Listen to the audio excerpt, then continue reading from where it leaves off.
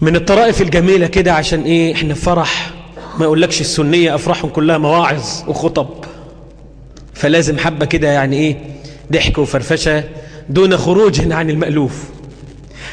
فيه واحد من الدعاة حب يعمل بينه وبين زوجته إشارة كده زي الإشارة اللي كانت بين النبي صلى الله عليه وسلم وعائشة، فبس هو بقى اللي هيعمل كده، يعني مش هي بقى اللي لا.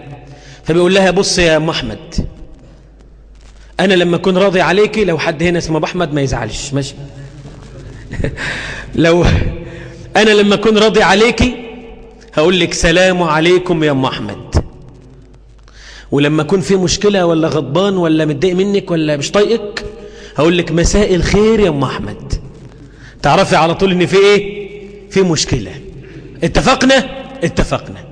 مش الموضوع على هذا الحال، يدخل الراجل سلام عليكم يا أم أحمد، الحمد لله الدنيا رضا وزي الفل، يدخل مكشر وضرب 1111 كده بوشه مساء الخير يا أم أحمد، يبقى في مشكلة.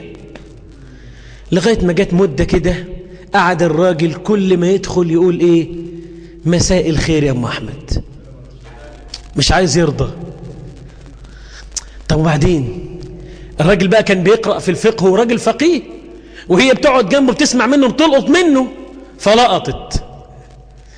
جات في يوم من الأيام والراجل كان بيصلي الفريضة في المسجد ويروح يصلي النافلة فين؟ في البيت، اقتداء بمين؟ بالنبي عليه الصلاة والسلام الذي أمرك ألا تجعل بيتك كالمقبرة خاليا من الصلاة فيه.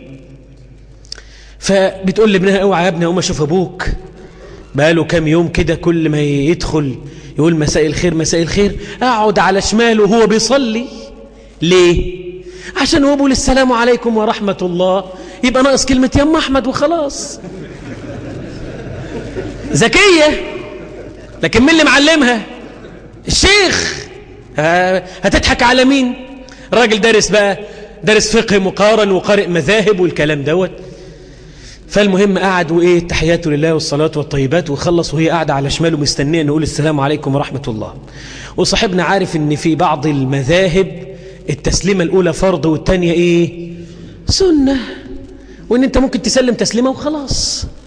فجأة قايل ايه السلام عليكم ورحمة الله، مساء الخير يا أم أحمد.